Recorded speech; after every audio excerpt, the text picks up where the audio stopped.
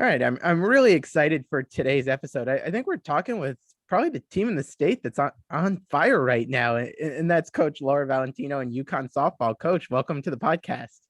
Thank you so much, Jared. I think baseball and softball are both Yeah. doing a great job this year. I don't want to discredit what Jim's doing with his program. And I don't know, I'm sure you saw, it's pretty neat. We're one of 3 programs in the country that have baseball and softball with 30 plus wins. So I think that's Yeah. really cool to be a part of. And I just appreciate you having me on the podcast today. No, you mentioned that, and I wanted to bring that up. So I guess would start there with both softball and baseball being one of those 3 programs with 30 plus wins, and I think the only school that's not in the South that's in that category too.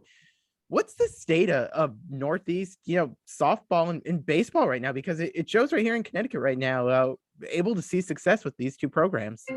Yes. I would say that it's definitely a credit to just the mindset of Jim and I. We both have a chip on our shoulder, the blue collar mentality of playing in the Northeast and beating people with kids from the Northeast. And we schedule that way. We schedule teams in the South early on. And I always, when I was interviewing for this job, one of my biggest mentors is Coach Edwards from Hofstra. And he always said to me, whenever you're looking at a job, if baseball is good, then there's no reason why softball can't be good. So just in my interview process, I got to know Jim a little bit. And now I know him very well. I'm luckily down the hall from him, and I learn from him quite frequently. I pick his brain constantly, and he's just a great role model of mine. And it's an awesome thing for the University of Connecticut. I'm really, really proud to be a coach here, and to work alongside Jim is really special.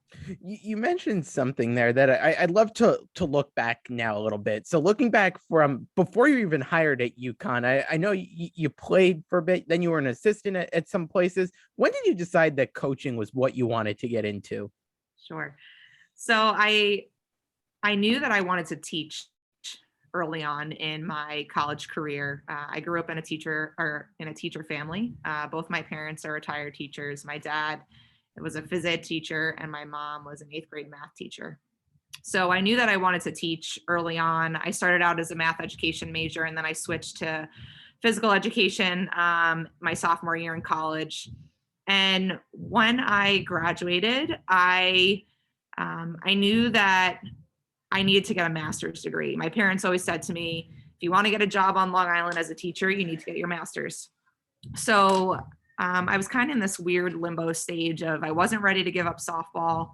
I had registered to try out for one of the professional teams. And then a neat opportunity came along at Fairfield University. I applied for a graduate assistant job there to coach with Julie Brzezinski and also get my master's paid for in special education. So I decided to pursue that opportunity, and luckily got the opportunity to work there for 3 years. I got my master's paid for, and kind of along that 3-year journey at Fairfield, I realized how much I loved the sport and that I didn't want to give up coaching. And I decided to continue the path of teaching softball. My parents always say that coaching is teaching. My coaches always said that, and I truly believe that. I still operate that way day to day in teaching my kids. And that's kind of how I dove into the coaching side of things. And I'm really, really glad I did. I tell people I think I have the best job in the world. It's really a special place to be and a special place to work and a special profession to impact young people's lives at a really important time in their life. I think one thing that's interesting, and just looking at the few years you've been at UConn, is the trajectory of this program and just the success you've had from when you started to where this program is today. What's it been like building this program up to where it is today? Because you've really turned it into quite the successful program here. Well, thank you. I'm really proud of where we were and where we are now. But honestly, Jared, the teams in the early 80s and 90s and early 2000s put this program on the map, and they set the standard for what UConn softball is and what it should be. We went to the World Series in 1993, multiple Big East championships during those years. And when this job opened up and we decided to come to UConn. We said to ourselves, why there's no reason why we can't get back to that point. Yeah. Why, this is a place that we can be the best program in the Northeast. We can be the best softball team in the Northeast and become a national power here. And we have the support to do that. And, from year one to now, culture has been at the forefront of what we work on every day. Any coach, I'm sure that you speak to, culture is not something that you work on in year one and it just sticks for the next 20 years. It's something that you have to continuously learn and grow with the teams that you have. And we've spent a lot of time on that. I'm really proud of the championship culture that we're bringing back to UConn softball and we're working towards this year. I mean, 33-14 right now. You got a week left before the Big East tournament coming up. Take me through what's been what would have been some of the keys of success for your team this year that you've been able to perform at such a high level. So every team has a new identity, and I think there's a few things that have contributed to this team's success thus far. One being positive, contagious energy. This group is quite they're a little bit goofy at times, but they bring this light and energy and fun to playing the game that I've never really coached before. And from little things like we're playing ultimate football before the game, and just their personalities and their enthusiasm and the way that they come to the field every day really shines. And that's something that we really focus on to keep us loose and confident and playing well. The second thing I would say is we really pride ourselves on discipline and focus to execute the plan. I tell the girls that we're the hardest working team in the conference. They should believe that, and we prepare that way. We come up with plans and we know what we do well, and we consistently work on those things. And if we continue to play UConn softball and execute those little things, the wins are going to continue to happen. So staying process oriented and really working towards being disciplined to execute those things. And we've done a good job of that so far. So last but not least, which I think is a really neat part of the heart of this team and the core, is how resilient we are. I honestly, as a coach, sometimes it's not ideal, but we score so much with 2 outs. And I give him a little bit of a hard time. I'm like, can we do that a little earlier?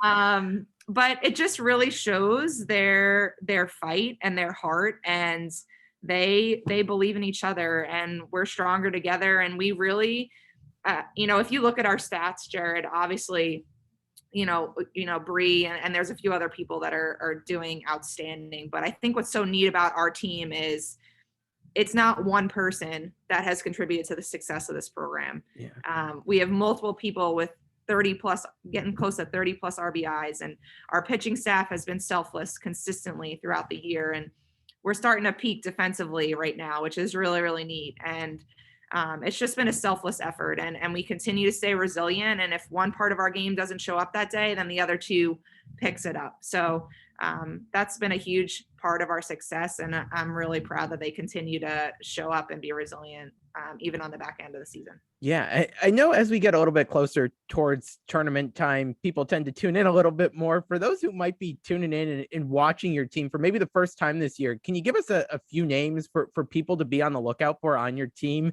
that have really, been outstanding for you guys this year? Sure. So Brianna Marcelino is our leadoff hitter. She's super athletic, and she's a neat player because she has 30 plus stolen bases, but also hits for power, average, and is very, very athletic in the infield. So I think that's a neat thing about Bree is you don't normally see a power kid steal that many bases. And it's a huge part of our program. We're really a running team. We like to put pressure on the defense. So that's been a fun part. Then behind her in the lineup, you have 2 other 30 plus stolen base threats, Reese Guevara and Lexi Hastings, who play in the outfield for us. Both lefty hitters. Lexi also slaps, and they're just, those top 3 really set the tone for our offense. And then you have Jonna Sandin, who's another clutch player from Connecticut. Bree and Jonna, both from Connecticut, which is really, really neat. I think that's a neat thing to share with our fans because we love Northeast players, and it's just they play with a sense of pride when they put on their jersey. That's really, really special. And, you know, on the mound, Elise Sokolsi is having a tremendous year as a freshman. She has this presence about her that you're not going to beat me.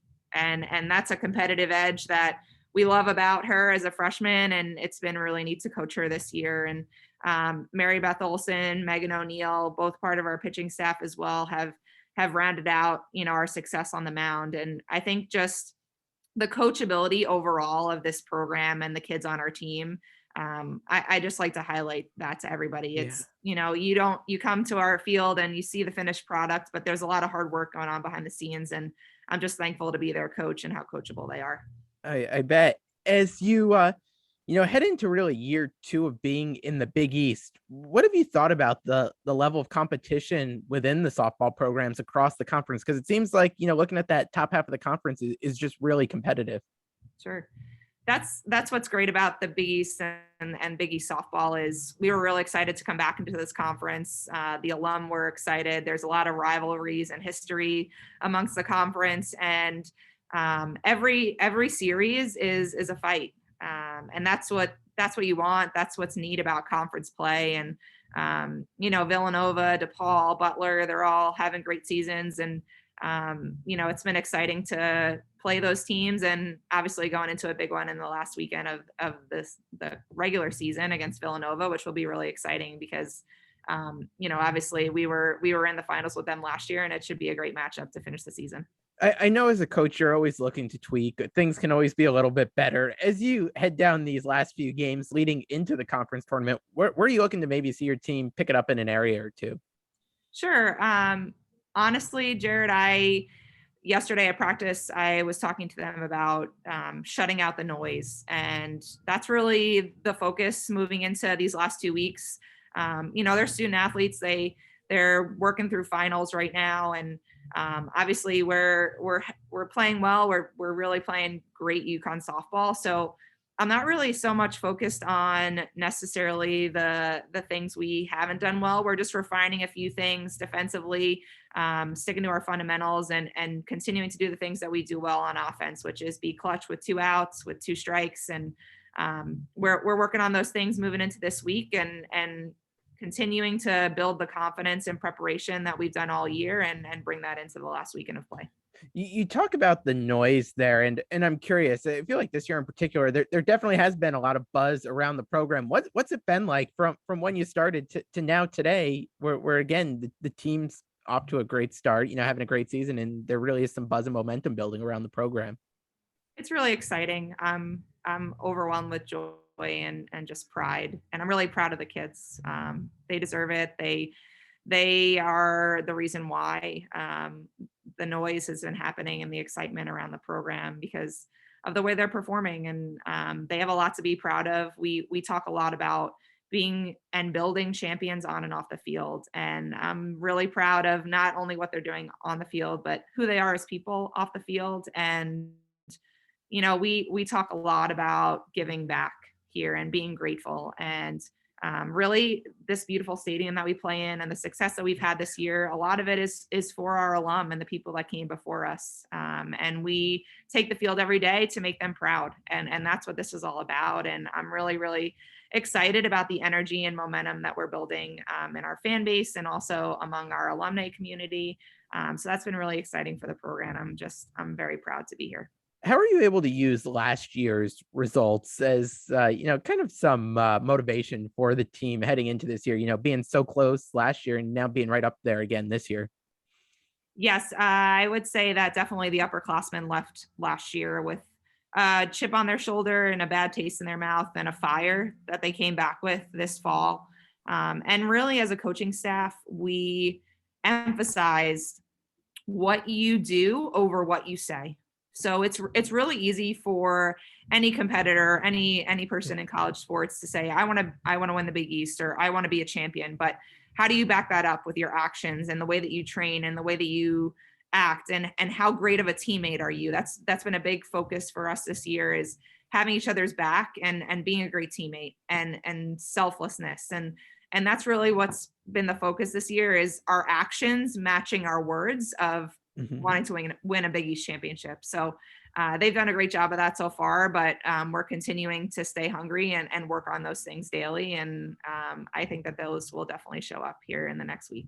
I'll wrap with this one, and I know you probably don't want to look too far ahead here, but it's been since 2001 since UConn softball has taken home the Big East title. What would it mean for you in this program to be able to win that championship this year? It would. I get emotional thinking about it, because it would be really special. It's our program motto is "We before me," and winning a championship will mean so much more than that game. It will just put the program back on the map, and it will be for our alum. It will be for our team. I know how badly they want to bring that legacy back to this program.